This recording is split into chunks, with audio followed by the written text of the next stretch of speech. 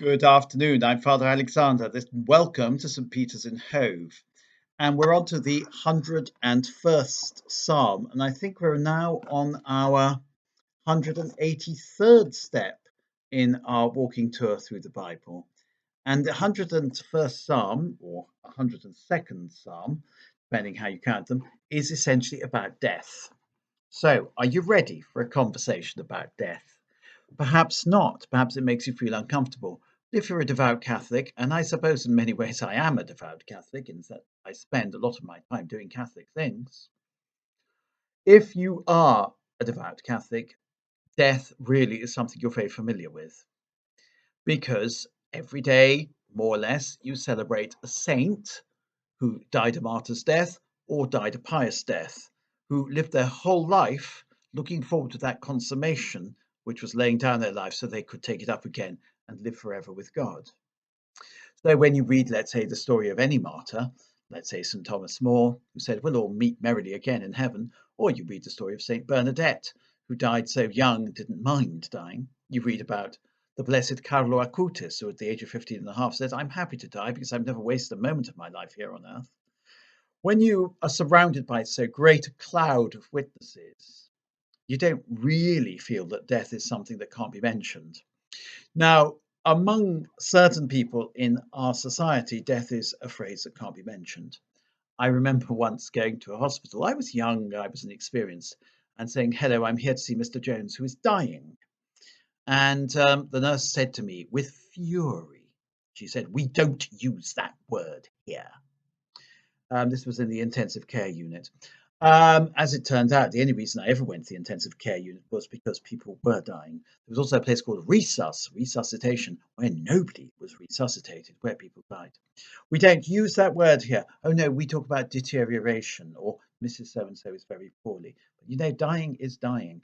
Some people love to say passing away or passing or transitioning or whatever, but dying is just dying. And it's something that's going to happen to all of us. And so we need to talk about it. Just like there's certain things we never talk about, I suppose, because they're unpleasant, but we don't have to talk about them. But dying, we do need to talk about because it's something that it's not unpleasant, but it's something that we all have to face and we've all got to make a success of. Yes, that's the right way of putting it. We need to make a success of dying because it's part of our life. And the way we leave this life largely determines our legacy. That is to say, the way our reputation, our enduring reputation, that, if we leave this life well, it shows that we've lived well. If we leave this life badly, it shows, well, we haven't lived so well. Now, here's a man who is dying. O Lord, listen to my prayer and let my cry for help reach you. Do not hide your face from me on the day of my distress. Turn your ear quickly towards me and answer me quickly when I call. For my days are vanishing like smoke. My bones burn away like a fire. My heart is withered like the grass. I forget to eat my bread. I cry with all my strength and my skin clings to my bones. Sounds to me as though the poor man has got terminal cancer. Because he says, my days are vanishing like smoke. Okay, my bones burn away like a fire. The cancer's entered his bones. He's in terrible pain. And I forget to eat my bread. I can't eat anymore. My heart is withered like the grass. I cry with all my strength. My skin clings to my bones. I become terribly thin and emaciated. A very powerful image, a very powerful description of terminal illness. I become like a pelican in the wilderness. Now we get more sort of psychological. I become like a pelican in the wilderness, like an owl in desolate places. I lie awake and I moan like some lonely bird on a roof. All day long my foes revile me. Those who hate me use my name as a curse. So again, he seems to have got a little bit, how could I put this in a nice way? He's got a little bit paranoid. He's got everything wrong with him, and he's assuming that his foes are using his word names because everybody is gloating over the fact that he's so unwell. The bread I eat is ashes, my drink is mingled with tears. In your anger, Lord, and your fury, you've lifted me up and thrown me down. My days are like a passing shadow, I wither away like the grass. And of course, he blames God for this. You have raised me up and cast me down. Now, looking ahead to the penultimate verse, he says, He, God, has broken my strength in mid-course.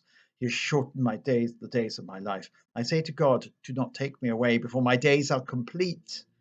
You whose days last from age to age. Long ago you founded the earth, and the heavens are the work of your hands. They will perish, but you will remain. They will all wear out like a garment. You will change them like clothes that are changed, but you neither change nor have an end. So he's feeling his own life slipping away, and he's very much aware that God's life will not slip away. This person is, to tell you the truth, not dying well. His moaning and his complaining, addressed to God, presumably it's also addressed to his fellow human beings, us. And it's not exactly the way one should behave when one's on one's deathbed. When one's on one's deathbed, the usual obligation not to be selfish is still there, you know. In other words, you should be thinking not of yourself, you should be thinking about the other people who are surrounding your deathbed. You should be thinking, how can I make things easy for them? Because they're going to have a hard time. They're going to have a hard time because they're going to be very upset when you're dead. They're going to also have all the schmozzle dealing with your personal effects and your will and the funeral and so on. How could I make things easy for them? I think that's really important, that right up until the end of life, we are confronted with the huge question, how can I make life easy for the people around me? How can I show this is not about me, it's about them? And indeed, people do make life easy for those around them when they're on their deathbed. I remember going to see an old man in the very first job I ever did as an ordained minister, and I just arrived in the parish. I was a deacon. I went to see this old man called Dermot Reardon. He was a newsagent in Newport Gwent, and he was obviously a saint. So you may not have heard of him, but you have now. And he was just such a wonderful man. He was in hospital and he was unwell. I took him Holy Communion. He said, "Oh, we've been looking forward to you coming to the parish. We've been hearing all about you. I'm so glad that you've come to the parish. I'm so glad I'm the very first parishioners to meet you." And I said, "Oh," I said, because I slightly hassled by going to see him in hospital, finding my way around the hospital, finding where he was. And he was so pleased to see me that all the feeling of being hassled immediately vanished. And it was just a beautiful encounter. So he was dying in bed. He made me feel welcome to the parish and made me feel at home and so on and so forth. So that's what we got to do. Even when we're dying, we must give, give, and give to other people, not take. Now, this person, I lie awake and I moan. It's not great, is it? When we are living our lives for others, we're living also our last moments for others. And I think, that is, whereas illness is an opportunity to give to others rather than to make others feel bad. It is a great consolation to have companions in misery. In fact, it's the only consolation when you're in misery is to have companions.